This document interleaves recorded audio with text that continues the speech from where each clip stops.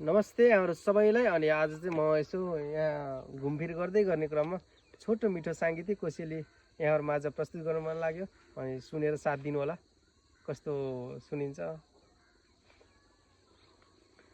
पूर्णिमाको रात पनि औँसीको झै लाग्न थाल्यो, मेरो जीवन तिम्रो सिउँदो कुन पापीले रङ्गै हाल्यो, कुन पापीले रङ्गै हाल्यो, कुन पापीले रङ्गै हाल्यो।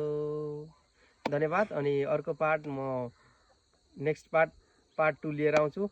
यही गीतको सिरिज पार्ट 1, पार्ट 2, पार्ट 3 गरी 3 स्टेपलाई म अन्त्य गर्न चाहन्छु। दोस्रो भिडियोमा हेरिदिनु होला। Thank you.